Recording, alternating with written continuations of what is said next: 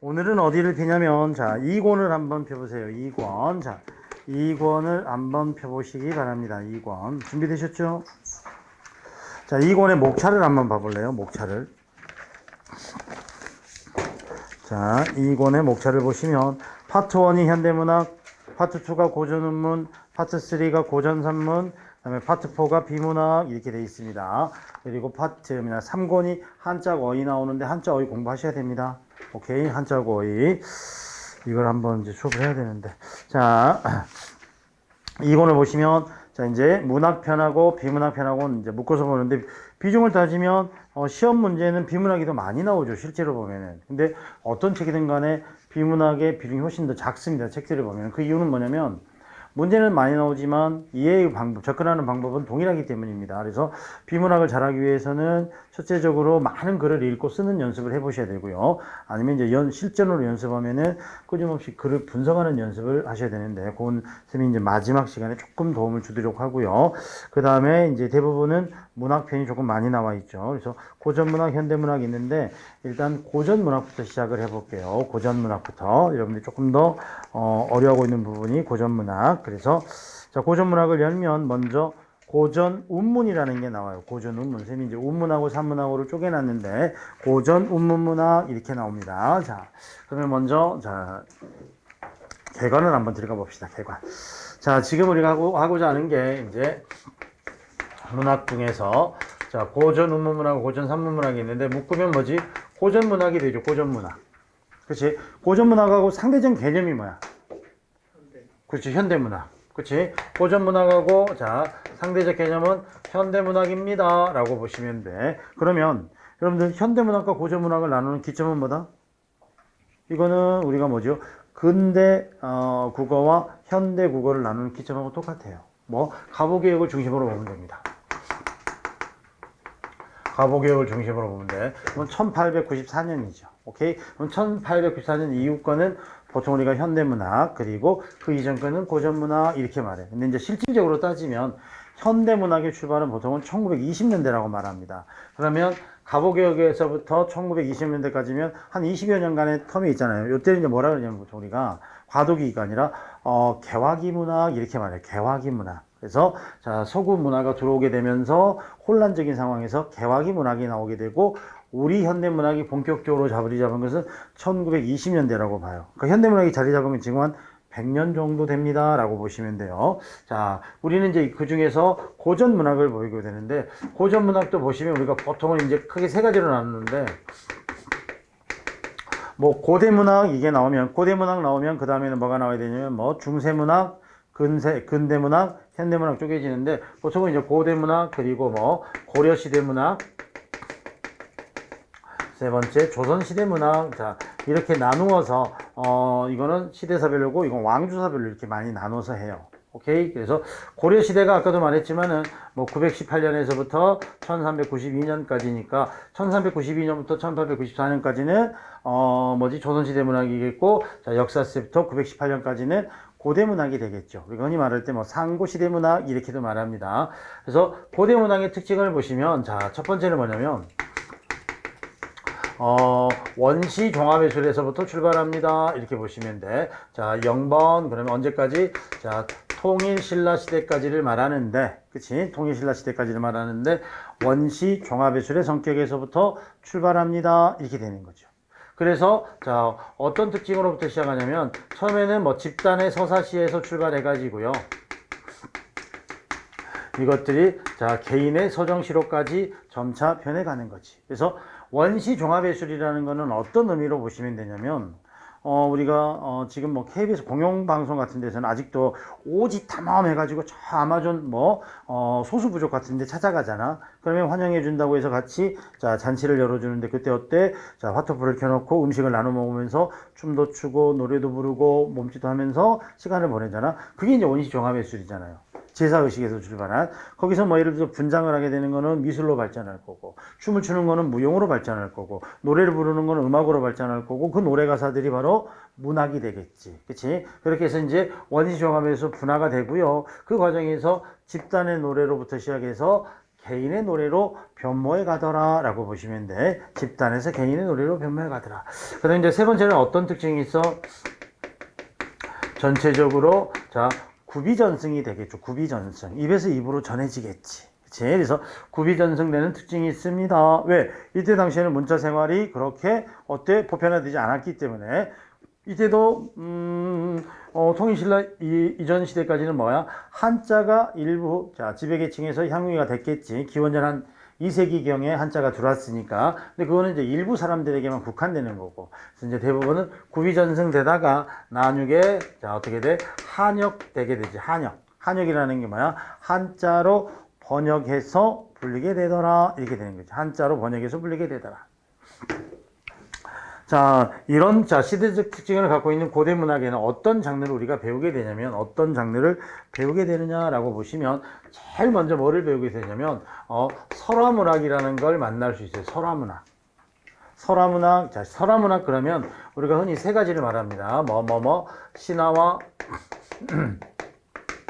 전설과 민담 이렇게 말해요. 신화가 있고 전설이 있고 민담이 있지.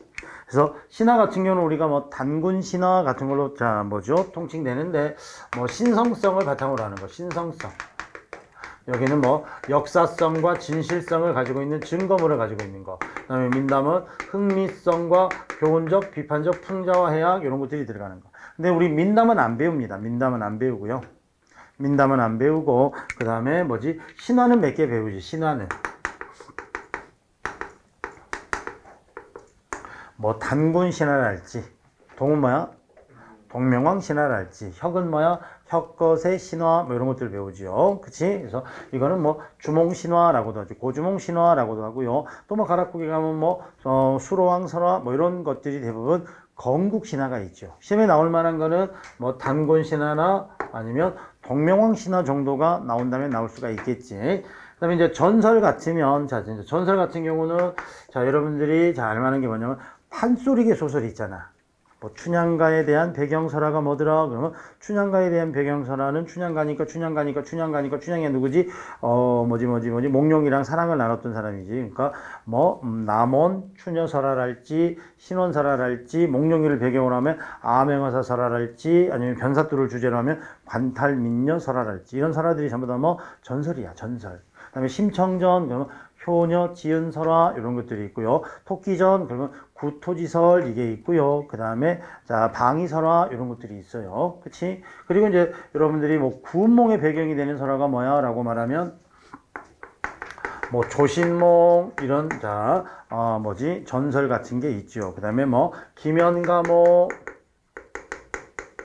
호랑이에게 감동 온 이야기. 그다음에 여러분 학교 다닐 때 배웠을 것 같은데 용소와 며느리 바위 이런 것들도 전설류에 해당하더라 이렇게 보시면 돼. 그 다음에 이제 고대 문학에서 두 번째 장르가 뭐냐면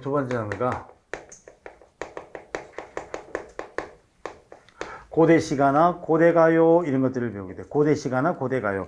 고대시가 고대가요라는 건 옛날 노래라는 뜻이지. 옛날 노래. 그래서 옛날 노래 중에서 우리가 다루게 되는 건 크게 네 가지인데 첫 번째가 공무도화가, 그 다음에 부지가, 그 다음에 황조가, 그리고 조금 성격을 달리하는 정읍사 이런 것들. 그러면 이런 것들은 아마 여러분들이 고등학교 때 수능 문학 공부하다 보면 문학책 제일 처음에 보면은 제일 앞에 나와 있을 거야 대부분. 그래서 여기는 막 열심히 해서 형광펜 들고 그러다 시간이 조금 가면은 조선시대 문학 그러면 책이 깨끗해지고 그래. 그때 이제 만난 거라 이거는 많이 봤을 거야. 그리고 다시 공부해야지 하고 새 마음으로 또 책 사면 또 공무도화가 이게 또 나와 있지. 그치? 그래서 그때 봤던 게 공무도화가, 부지가, 황조가, 정읍사 이게 되죠. 오늘 이제 이것들을 한번 해볼 거고요. 그 다음에 이제 또 하나 이제 배우게 되는 게 여기서 뭘 배우게 돼? 향가 문학이 나오지. 향가. 그렇지? 그래서 한자를 빌려다가 표기하면서 당나라에 대응하는 우리의 노래를 만들고 싶어요 해가지고 향가라는 게 나오지. 그래서 향가는 지금 우리나라에 총 25수가 전하는데 균여전에 전하는 11수, 보현 시본가는 큰 의미는 없고요. 그래서 나머지 14수가 삼국유사에 전합니다. 그리고 이 향가는 사구체가 있고 팔구체가 있고 십구체가 있답니다. 그래서 사구체의 대표는 서동요, 그 다음에 팔구체의 대표는 죽지랑가 또는 초용가, 그 그 다음에 식구체의 대표적인 것은 제망매가, 찬기파란가, 안민가, 원앙생가 이런 것들이 자 향가에 해당합니다. 이렇게 보시면 돼요. 그래서 서동요, 초용가, 제망매가, 찬기파란가 이런 것들이 가장 대표적으로 불리는 노래더라 이렇게 보시면 되고요. 그 다음에 네 번째는 이제 이때부터 뭐가 나오냐면 한시가 나오게 돼. 한시. 한시는 고대 문학에 나오고 고려시대 때도 나오고 조선시대 때도 나오고 쉽게 말해서 한자가 들어온 이후에 한자를 사용할 수 있는 계층이 생기면서는 한시가 나오겠지. 그치? 자, 쉽게 말하면 지금 뭐 영문학과 교수분들 같은 경우는 영시를 쓸 수 있을 거 아니야. 그거랑 같은 개념이라고 보시면 됩니다. 그래서 한시가 등장하더라. 그래서 채치원의 시가 등장하거나 을지문덕의 여수장 우중문시 이게 등장하거나 이번에 지지난주인가 시험 본 게 거기 군무원 시험이 이번에 쌤이 이제 관여된 걸 제일 마지막에 봤는데 군무원 시험을 보니까 군무원은 25문제 나오거든. 그 중에 여수장 우중문 씨가 군무원이면 조금 낮거든 그레이드가 사실은. 근데 여수장 우중문 씨가 원문으로 그대로 나왔어. 한글 번역도 없고. 그래가지고 그 여수장 우중문 씨의 주제를 사자성어로도 찾는 문제가 나왔어. 되게 어려웠어. 답은 득이만면 모르겠는데 득이양양하다 이거지. 의기양양하다 뭐 그런 거였는데 꽤 어려웠는데 군무원의 그 정도 퀄리티 문제는 이번에 좀 몇 해 만에 처음 봤어. 왜냐면 군무원이 지금 공개한 게 한 3년인가 밖에 안 되거든. 국방부에서 출제해서 국방부에서 출제해서 문제가 인사혁신처에서 내는 것보다 조금 퀄리티가 조금 떨어지긴 해. 근데 물론 이제 군무원하고 일반 일행직하고 군무원들이 하는 게 좀 다르니까 그럴 수 있는데 이런 것들도 나오더라고. 오케이, 그래서 한시 요게 나오게 돼. 자, 이제 요런 고대 시대의 문, 우리 이제 운문부터 배우고 또 이제 나중에 산문으로 넘어갈 거야. 그리고 이제 고려시대 문학, 그러면 이제 고려시대 문학은 이제 어떤 특징이 있습니까? 이게 되면은, 자, 첫째는 뭐냐면,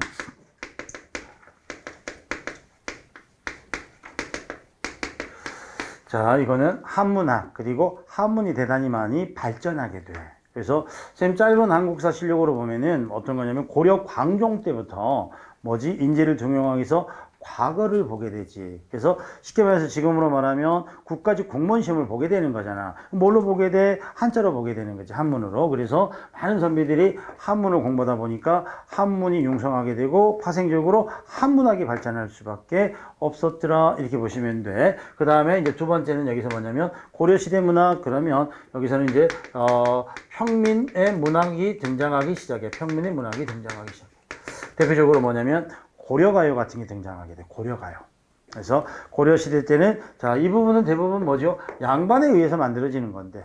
그치? 지배계층에서 만들어지는데 고려시대 때는 평민문학이 등장하게 되더라. 이런 되게 되고요. 그 다음에 여기도 역시 자, 구비전승이 되겠지. 아직까지는. 그치? 구비전승이 되고요. 그 다음에 세 번째는 이제 자, 불교가 국시니까 불교하고 유교적 사상적 배경이 조금은 믹스돼서 나타나는 작품들이 많이 등장하더라. 이렇게 보시면 돼요. 여기까지가 고려시대가 갖는 특징이고요. 그 다음에 이제 고려시대에서 운문 중에서 가장 대표적인 게 뭐냐면, 뭐죠? 고려가요와 경기체가. 요거는 이제, 자, 마치 한 몸처럼 같이 우리가 이해하셔야 돼. 고려가요가 있고, 자, 경기체가가 있더라. 어떤 차이지? 고려가요는 고려시대 때 불렀던 가요니까 팝송이잖아. 그 전형적인 K-팝의 원형이라고 보시면 돼요. 그래서 주로 누구에 의해서? 평민들에 의해서. 평민들의 삶의 모습을 아주 진솔하고, 자, 뭐죠? 거짓 없이 드러내는 게 고려가요였고, 그에 비해서 경기체가는, 자, 저 고려 후기에 등장하게 되는 신흥사대부들. 그치? 신흥사대부들이니까, 자, 귀족 계층의 삶의 모습이 드러나게 됩니다. 귀족 계층의 삶이. 우리도 지금 귀족하고 평민하고 좀 나눠지지. 어제 쌤이 뭐지? 거기. 쌤이 이사 간 지 5일 됐거든. 이번 주 월요일 날 이사를 갔거든. 가지고 이제 어제는 동네 한 바퀴 산책한다고 동네 한 바퀴 산책했는데 우리 동네에 정용진이라고 알지? 신세계 오너. 그치? 간혹가다 하면 SNS에다가 막 1,000만원짜리 와인 먹었다고 나쁜 새끼. 구경도 못 해봤는데. 근데, 우리 동네에 그 집이 있다는 소리를 들었어. 가서 보니까 아무리 봐도 이 집이 정용집 같아. 집이 쫙 있고요. 앞에 있는 차가 세 대가 있는데 보니까 관리동 같아. 관리동.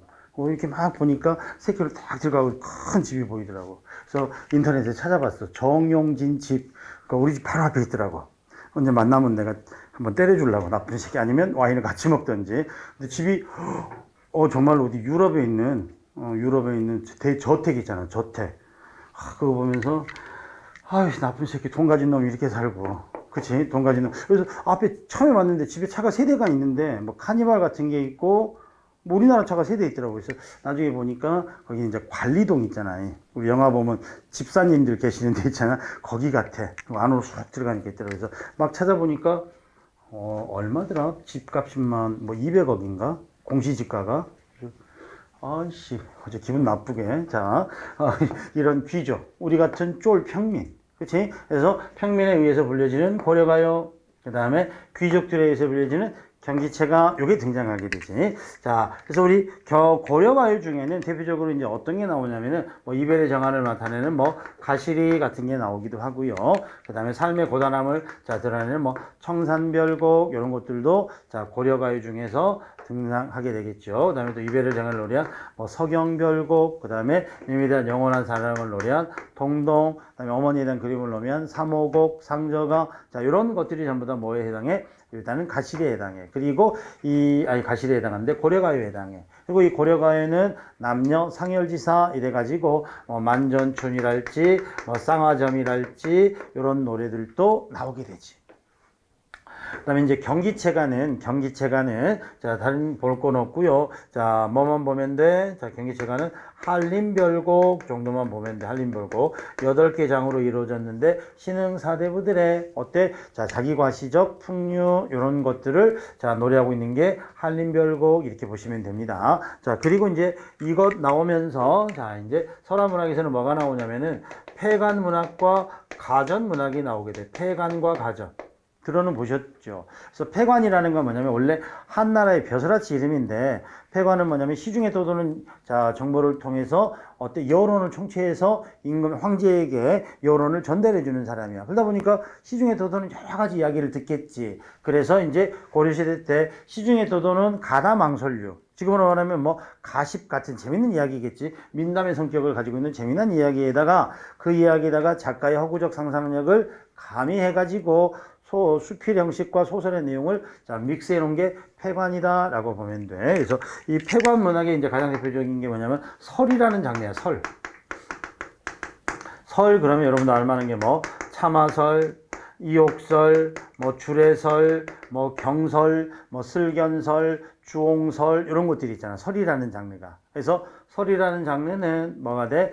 자기의 경험을 통해서 깨달음을 일반화시켜서 우리에게 교훈적 가치를 전달해 주는 것 이거죠. 그래서 참화설은 내가 말을 빌려 타보고 나서 느낀 거 뭐야?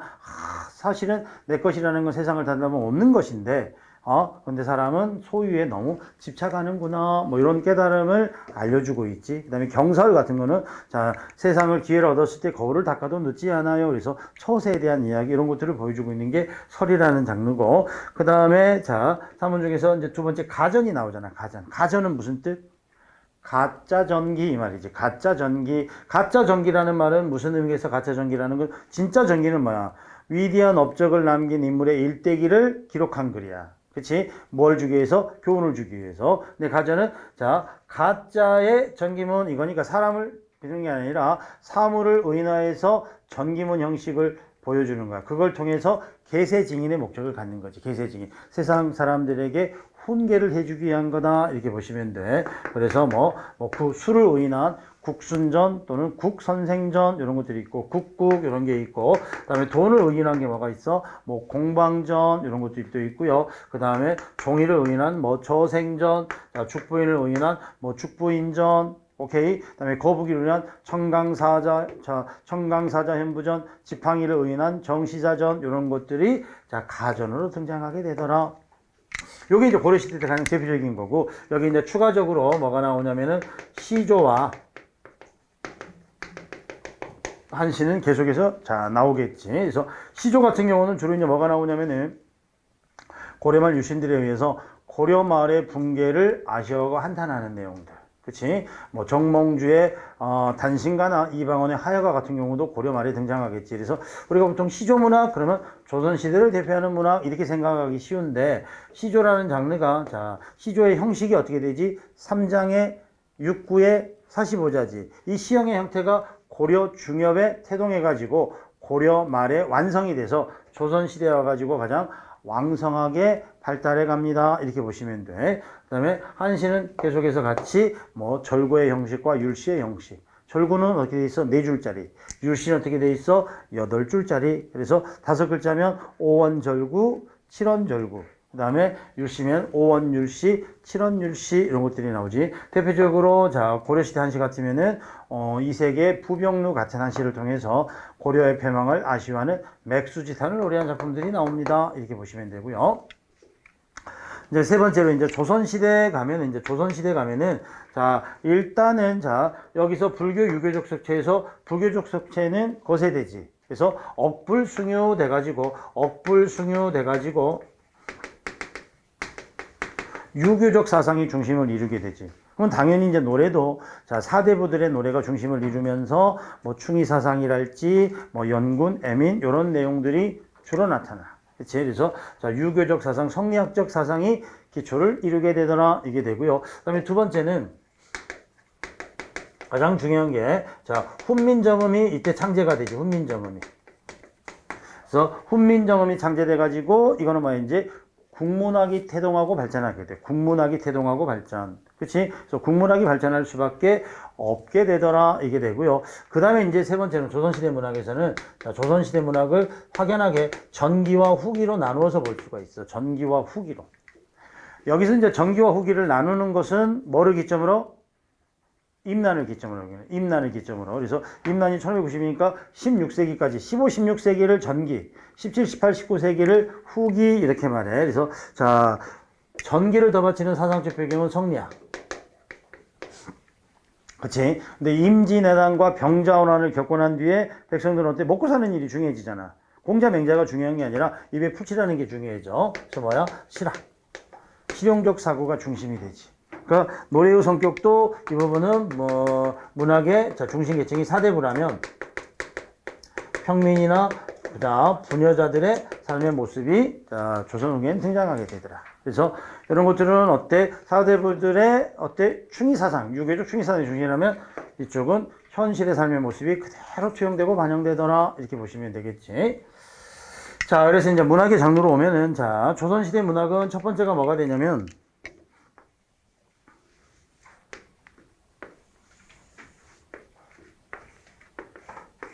이쪽은 운문, 이쪽은 산문 이렇게 쪼개놓은 거예요, 선생님. 편하게. 자, 첫 번째는 뭐냐면 조선시대 때는 악장 문학이 나오게 돼. 악장.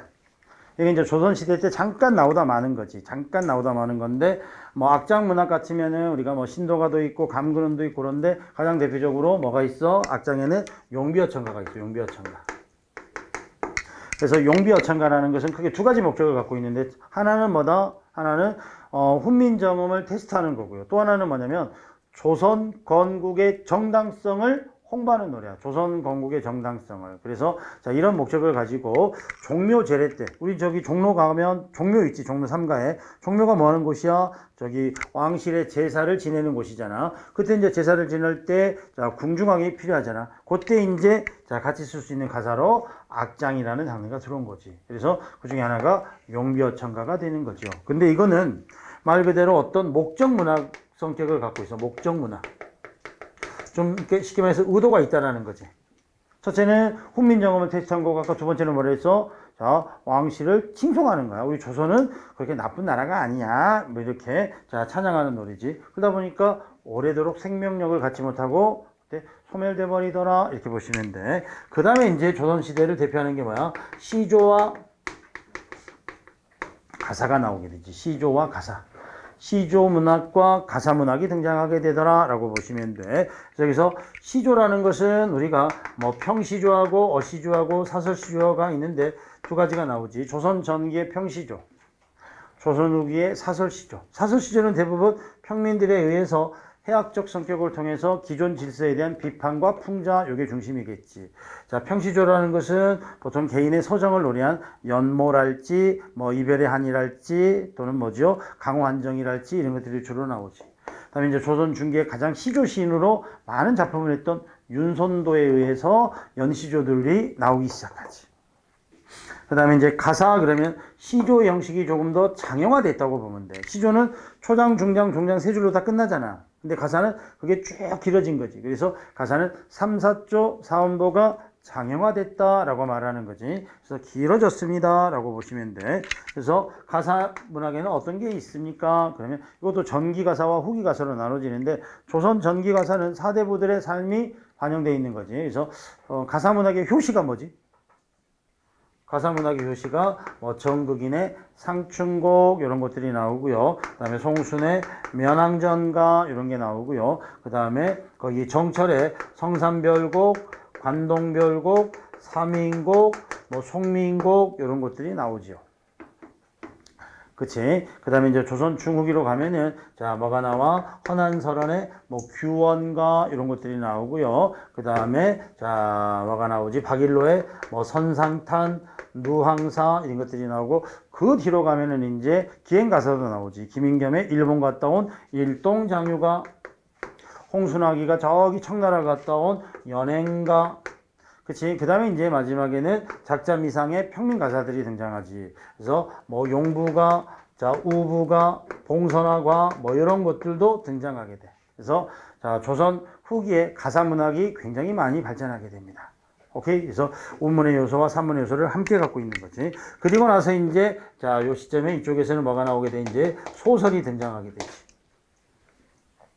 그러니까 지금 우리가 산문이 나오는데 산문적 요소는 소설이 등장하기까지 가전이 바탕이 되고 폐관이 바탕이 되고 자, 이런 설화문학이 바탕이 되죠. 그거는 설화를 거쳐서 가전을 폐관을 거쳐서 가전을 거쳐서 뭐가 드디어 등장하게 돼? 소설이 등장하게 돼. 이렇게 보시면 돼. 오케이? 그래서 삶의 모습을 산문 형식으로 그려놓은 거지. 그래서 이 소설에서는 우리나라 최초의 소설 그러면 김시습의 금오신화 요게 있고, 자, 최초의 한글 소설 그러면 홍길동전 이게 나오지. 이제 이 이후부터 자, 본물 터지듯이 소설이 등장하지. 그래서 군담 소설이랄지, 영웅 소설이랄지, 가족 소설이랄지, 염정 소설이랄지 이런 것들이 자, 등장하게 됩니다. 조선 후기까지 많이 자, 펼쳐지게 되고요. 그 다음에 책을 읽어주는 책사에 의해서 이런 소설 문학이 더욱 발전해 가더라라고 보시면 돼. 그 다음에 이제 이어지는 게 이쪽에서는 가면 뭐 판소리나 민속극 같은 게 있겠지. 판소리나 민속극, 그리고 뭐 이쪽에 가면 뭐 잡가나 민요, 이게 시금에서 기타 등등이지.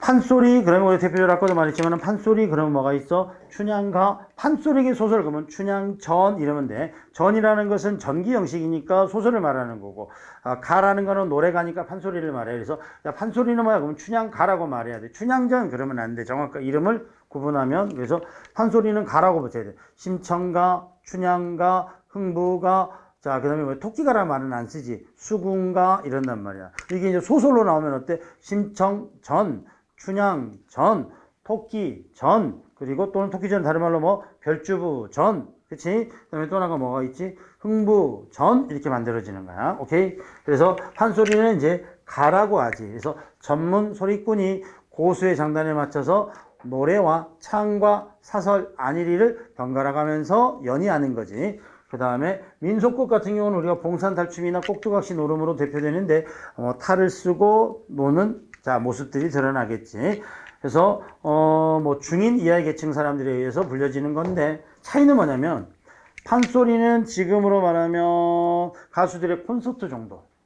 그러니까 가수들이 노래하고 이야기하고 노래하고 이야기하고 이러잖아. 그런데 민속극은 전체적으로 보면 뮤지컬 같은 성격을 갖고 있지. 나와서 춤도 추고 노래도 부르고 대사도 하고 이런 것들이 나오고 있지. 그 다음에 작가는 우리가 배울 만한 작가는 뭐 유상가 정도밖에 안 나오는데 경기 작가, 경기 시비 작가 해가지고 그냥 말 그대로 잡동사니가 다 섞여 있는 노래를 작가라고 말하고, 그 다음에 이제 조선 후기에 등장하는 게 이제 민요. 그치, 뭐, 시집살이 노래랄지, 용부가랄지, 그 다음에 그 뒤로 넘어오면서 아리랑이랄지, 그래서 아리랑은 이제 지역에 따라서 뭐, 진도아리랑, 정선아리랑, 이런 아리랑들이 지역에 따라 많이, 자, 파생되게 되지. 이쪽으로 오면은 이제, 자, 마지막으로 수필류가 등장하게 되지. 수필도 산문이니까.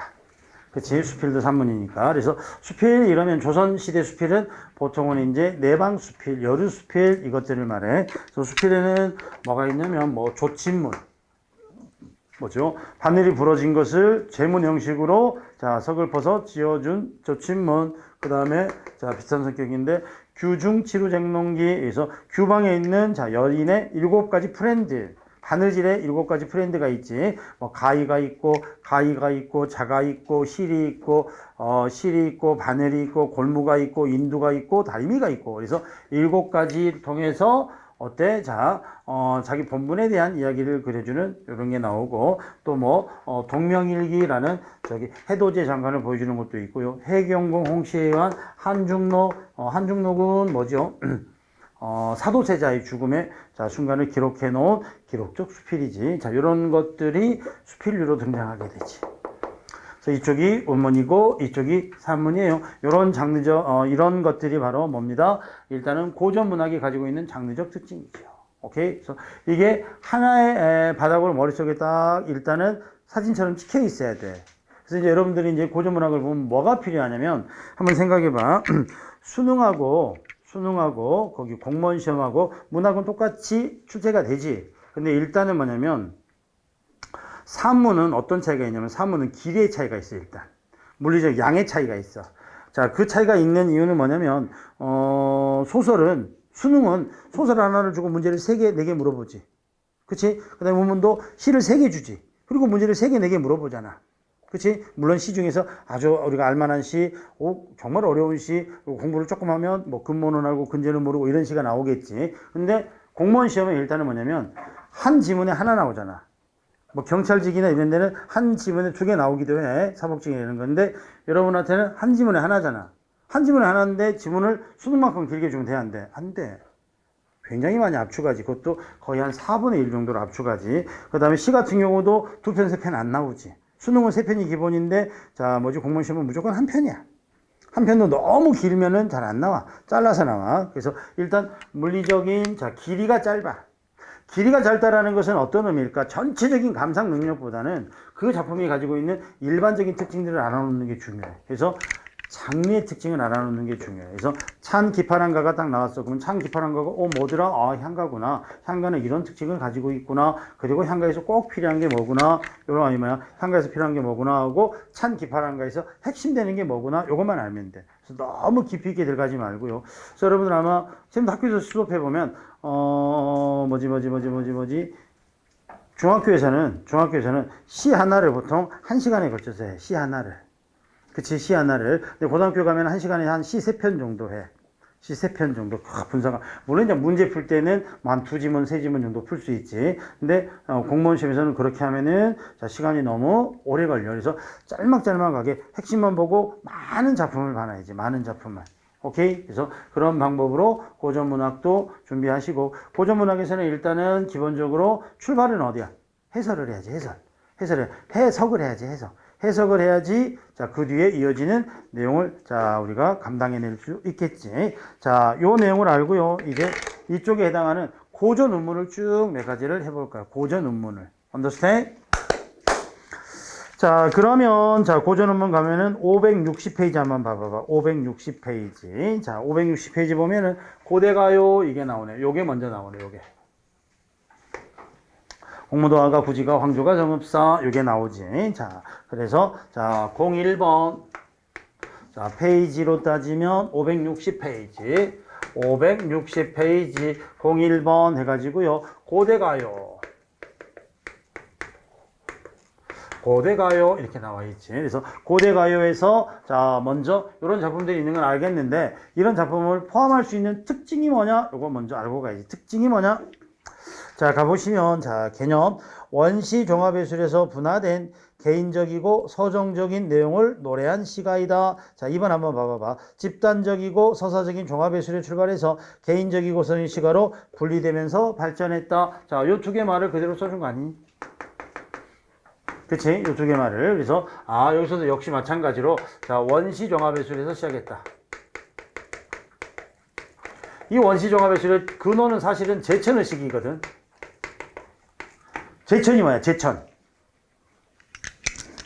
하늘에 제사 지내는 거야. 하늘에 제사 지내는 의식에서 출발해서 제천의식. 그러다 보니까 집단의 성격에서 개인의 성격으로 변해가더라 라고 보시면 돼. 우리가 배우는 것 중에 공무도가, 구지가, 황조가, 정업사 중에서 구지가가 조금은 집단 서사적 성격을 가지고 있지. 그치, 집단 서사. 왜 마을 사람들이 다 구간하고 같이 모여가지고 수로왕의 강림을 바라는 바람을 노래하고 있으니까. 근데 이거는 자 뭐죠? 남편이 죽기를 만류한 아내의 모습. 요거는 뭐죠? 자, 사랑하는 님을 잃어버린 유리왕의 모습. 이거는 남편이 무사히 집에 돌아오기를 바라는 아내의 목소리. 이거니까 이거는 개인 이게 되겠지. 그러니까 그 이전에 선사시대는 아마도 집단의 이제 가무들이 있었을 텐데 그런 것들은 어때? 전해지지는 않지. 그래서 우리 상공유사나 이런 문헌 보면은 가요가 있다라는 건 있는데 아쉽게도 우리는 만날 수는 없어. 문학사적으로는 아쉽고 수험생 입장에서는 조금 다행스럽고, 그치? 자, 그 다음에 특징 한번 봐봐봐. 특징 한번 보시면, 자, 이른 시기, 의식이고요. 노동의 성격을 지니고 있고요. 집단감의 형태로 존재했을 것이다. 자, 이해했습니다. 그 다음에 늦은 시기는 개인 서정에 중점을 뒀습니다. 이건 뭐 이른 시기, 좋은 시기면 집단에서 개인으로 변모했어요. 이걸로 보시면 되고요. 그 다음에 설화 속에 삽입된 것으로 뭐 시가가 완전히 분리되지는 않은 설화 속의 삽입 미주거, 설화 속의 삽입. 그래서 요 노래들은 적어도 뭐가 있어? 정읍사는 아니더라도, 자, 공무도화가나 구지가나 황조가는 뭐가 있어? 배경설화가 있지, 배경설화. 그러니까 설화와 노래가 함께 들어가 있는 거야. 그러니까 이야기 속에 노래가 들어가 있는 거지. 그래서 산문의 요소와 운문의 소소가 믹스되어 있습니다. 라고 보시면 돼. 이제 여기서 우리가 조금 편가름을 해야 될 게, 요 녀석하고 요 녀석을 조금 편가름을 해야 되는데, 요 놈하고 요 놈의 차이점은 뭐냐면, 요거는, 일단은 요것들은 뭐냐면, 배경설화를 가지고 있어. 이건 엄밀하게 말하면 배경설화가 있다라고 보기는 어려워. 그 다음에 두 번째 요거는 뭐냐면 구비전승되다가 한역으로 기록되어 있는 시가야. 한역시가. 사언, 사구의 한역시가 공무도화 그러면 공무도화, 공경도화 이런 식으로 한자로 돼 있고 이쪽은 우리말로 기록되어 있어.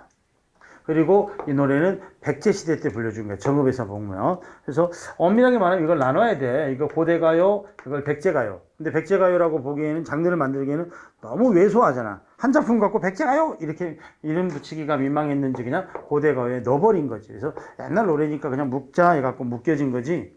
성격으로 따지면 조금 달라. 그 다음에 두 토막씩 넉줄, 두 줄로 된 노래로서 우리 시가의 기본적인 형식을 최초로 띠고 있다. 뭐 우리 문학의 출발이라고 보시면 되겠지. 그다음에 3번 문학사적 의, 자 최초의 서정시가 기본 형태. 그 다음에 자 건국신화나 원시종합에서 벗어나 드디어 이제 개인 서정을 노래하게 됐어. 그 다음에 사회의 모습을 보여줘. 자 핵심 정리 5번에다가 별표 하나 잖아. 요거 하나만. 배경설화가 있습니다. 아까 있고요. 사언 사구의 한역시가입니다. 그 다음에 자 한역되기 전에는 뭐 했을 거다? 구비전승 됐을 거다. 그래서 집단의 노래 구지가로부터 개인의 노래 자 뭐죠? 황조가나 공무도화가로 발전해 갔을 것이다. 그 밑에가 마지막 줄에 집단이 구지 자 오른쪽에 서정 이렇게 돼 있지. 그래서 이제 6번에 오른쪽에 오면은 주요 작품 여기다는 별표 하나 쳐놓으시고요.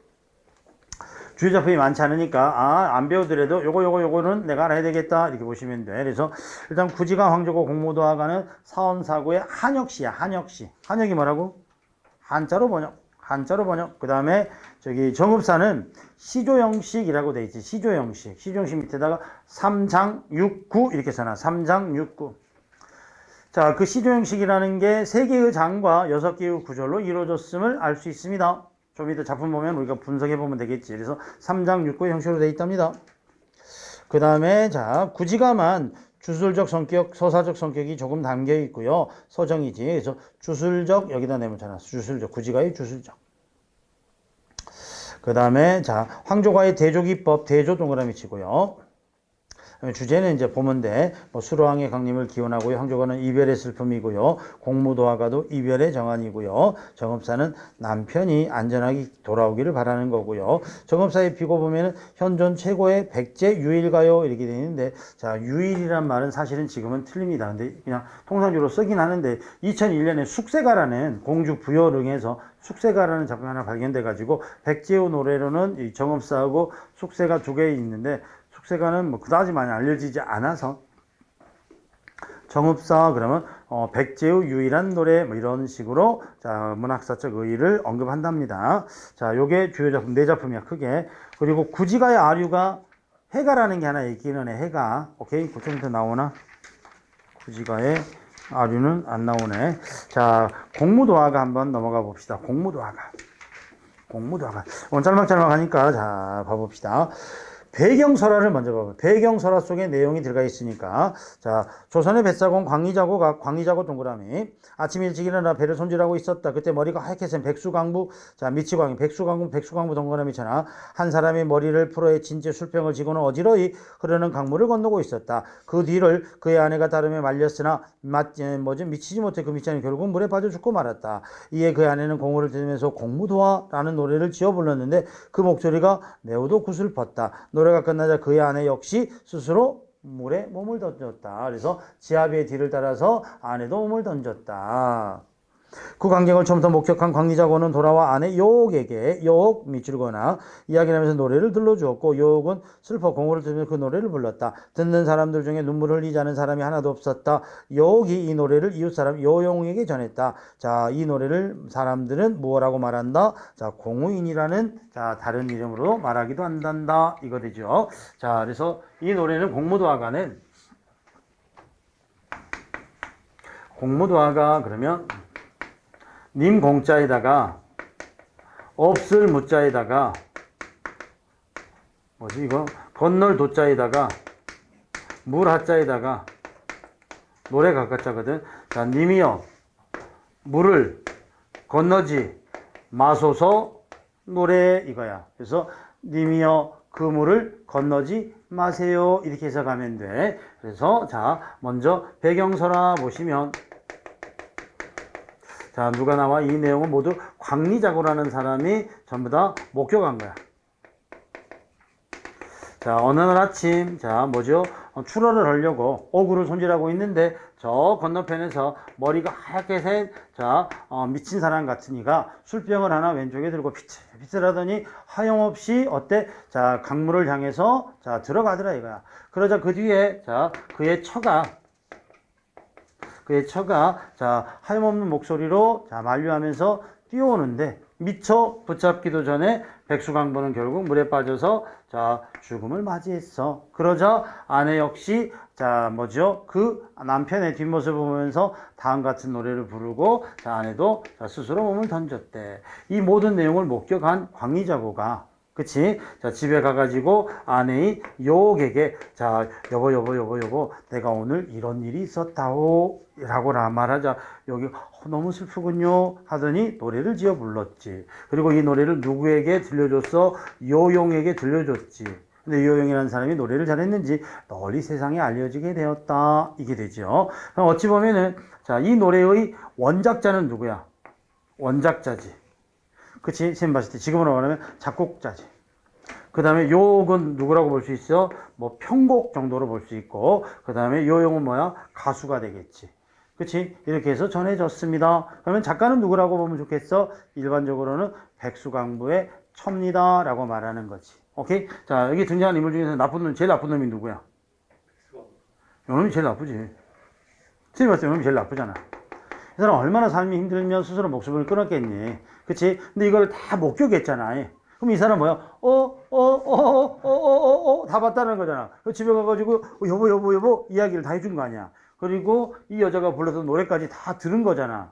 이 사람은 무슨 벌에 처해야 돼? 자살 방조죄야.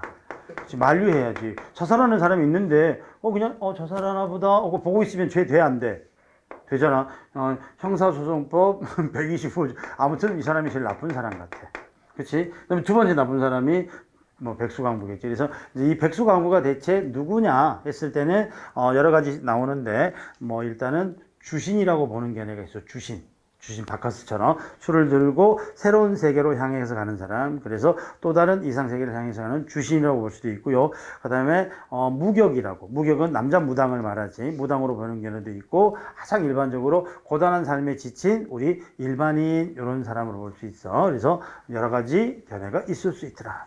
자, 그때 아내가 부른 노래가 뭐냐면, 자, 내용 한번 보니까, 님이여, 물을 건너지 마소서, 님은 그의 물을 건너시네, 물에 휩쓸려 돌아가시니, 가신님을 어이할까나. 그래서 왼쪽에 한시 보니까 뭐라고 돼 있니? 자, 필요하면 한번 써봐봐. 공무도화,